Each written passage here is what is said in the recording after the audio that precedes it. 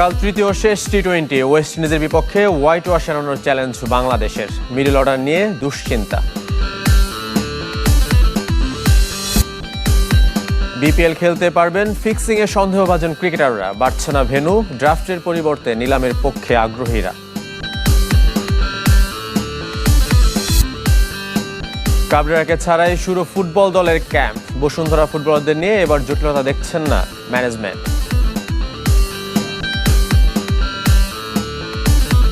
যারাই আছে তাদেরকে নিয়ে শুরু করি, আর বসুন্ধরা যেহেতু খেলা চলছে ওখানে ওই প্লেয়াররা আসলে দেন তাদেরকে নিয়ে শুরু করব। শুরুতে বাংলাদেশ ওয়েস্ট ইন্ডিজ সিরিজের খবর। কাল হোয়াইট ওয়াশ এড়ানোর চ্যালেঞ্জ বাংলাদেশের। তৃতীয় শেষ টি-20তে মাঠে নামবে টাইগাররা। চট্টগ্রামের বীরশ্রেষ্ঠ মতিউর রহমান স্টেডিয়ামে ম্যাচটি শুরু হবে সন্ধ্যা 6টায়। এই ম্যাচকে সামনে রেখে বিশ্রামে কাটিয়েছে স্বাগতিকরা। তবে দুপুরের দিকে সাগরিকায় ঐচ্ছিক অনুশীলন সেরেছে ক্যারিবীয়রা। ওয়ানডেতে সিরিজ জিতলেও ক্রিকেটের ছোট ফরম্যাটে এক ম্যাচ হাতে রেখে হেরেছে বাংলাদেশ। দুশ্চিন্তার নাম ব্যাটিং লাইন আপ। অধারাবাহিকতায় সাইফ, লিটন, তাওহিদ হৃদয়, শামীম পাটোয়ারি, জাকির আলীরা। এই ম্যাচে একাদশে আসতে পারে পরিবর্তন। বাদ পড়তে পারেন শামীম পাটোয়ারি, ফিরতে পারেন নুরুল হাসান।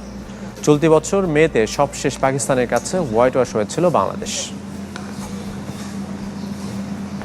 এখন থেকে চাইলেই আর ইচ্ছে মতো নিয়োগ চলবে না বিসিবিতে, বরং ক্রিকেটীয় বা অক্রিকেটীয় যে কোনো বিভাগে যে কোনো নিয়োগ প্রক্রিয়া হবে নির্দিষ্ট নিয়ম মেনে।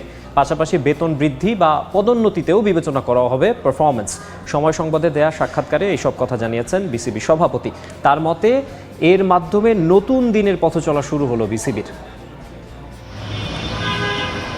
15 বছর আগে করা HR পলিসিতে চলছিল বিসিবি, যেখানে চাইলেই যে কোনো পদে যে কাউকে নিয়োগ দেয়া যেত, চাইলেই দেয়া যেত পদোন্নতি। বোর্ড সভাপতি কিংবা পরিচালকদের পরিচিতদের জন্য বিসিবি পরিণত হয় পারিবারিক ব্যবসা ক্ষেত্রে।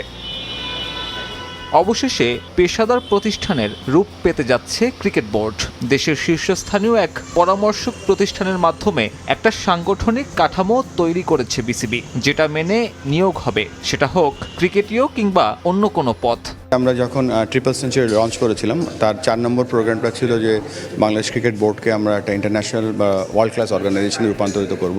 এই পুরো ক্রিকেট বোর্ডের অর্গানোগ্রামটা আমরা নতুন করে সাজাচ্ছি। আমাদের বেশ কিছু নতুন হেডস নিচ্ছি। এখানে সমস্ত কর্মচারী কর্মকর্তা যারা থাকবে তাদের যে কাজের যে এথিক্স থাকবে, তাদের কাজের যে KPI থাকবে, তাদের যে পারফরমেন্স বা তাদের অ্যানুয়াল যে অ্যাপ্রেজাল থাকবে, সবগুলো একেবারে ক্লিয়ার করা হয়েছে। এর মাধ্যমে বিসিবিতে বন্ধ হতে যাচ্ছে স্বজনপ্রীতি। বেতন বৃদ্ধি কিংবা পদোন্নতিতেও এখন থেকে পারফরমেন্স অ্যানালাইসিস করবে ক্রিকেট বোর্ড।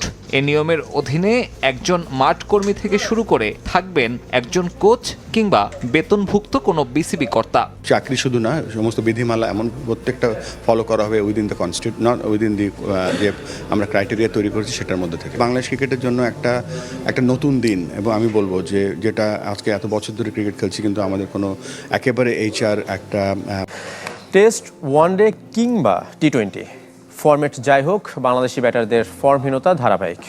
ওয়েস্ট ইন্ডিজের বিপক্ষে টি-20 সিরিজ হারের নেপথ্যে মিডল অর্ডার ক্রাইসিস স্পষ্ট। ফ্লপ ক্রিকেটারের পরিবর্তে যার একাদশে জায়গা হচ্ছে তিনিও হতাশ করছেন।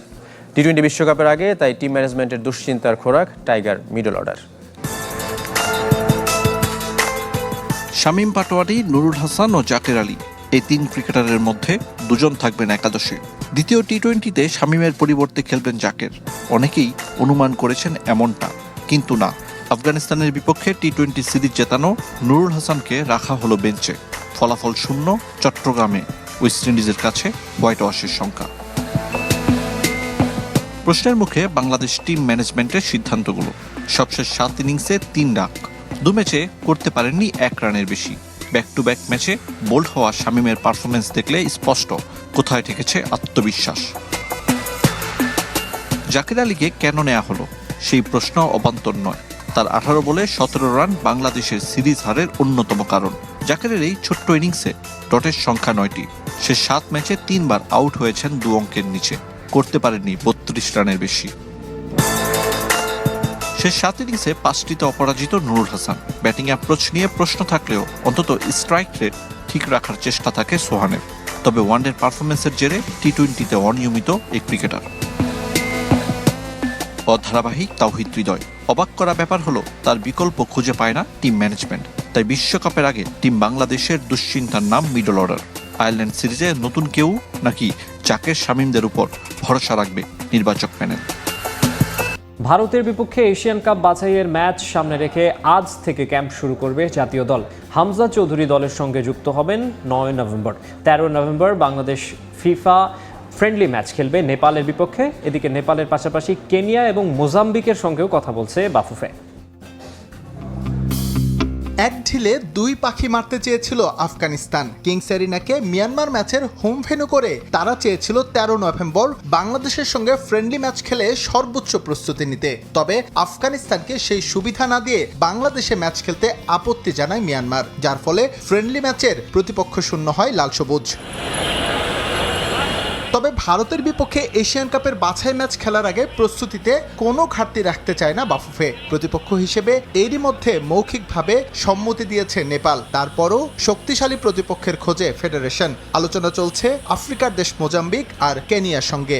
নেপালের সাথে আমরা কনফার্ম করেছি এখন পর্যন্ত, এবং এটার যে যতটুকু পেপার ওয়ার্কস বলেন ভার্বালি তো কথা হয়ে গেছে, পেপার ওয়ার্কসে আমি যদি বলি এটা এখন 98% হয়েছে, 2% বাকি আছে। মোজাম্বিক তার সাথেও আমরা কথা আমাদের চলছে, এবং কেনিয়া দুইটার দলের সাথে আমাদের কথা করছি। দেখা যাক যেটা এই খুব অল্প সময়ের মধ্যে কি করা যায়। এদিকে প্রস্তুতি ম্যাচের প্রতিপক্ষ নিয়ে দোলাচল থাকলেও নির্ধারিত সময়েই ক্যাম্প শুরু করছে বাফুফে। 30 অক্টোবর রাজধানীর একটি 5 তারকা হোটেলে শুরু হবে ক্যাম্প। হামজা দলের সঙ্গে যোগ দেবেন 9 নভেম্বর। তবে সমিত সোমের আসতে হবে কিছুটা বিলম্ব। আমাদের ক্যাম্প শুরু করা হচ্ছে আগামীকালকে থেকে। আপনারা জানেন যে বসুন্ধরা টিমও কুয়েতে আছে, তো তারা আসলে হয়তো 2 দিন পরে আমাদের ক্যাম্পে জয়েন করবে। আমরা আসলে লাস্ট স্কোয়াডটা নিয়ে কাজ করছি। লাস্ট যে আমাদের ফিফার ছিল সেই প্লেয়ারদেরকে নিয়ে আমরা কাজ করছি। তো ফামিদুল তো যেহেতু ইয়েলো কার্ডের আছে, সে তো থাকতেছে।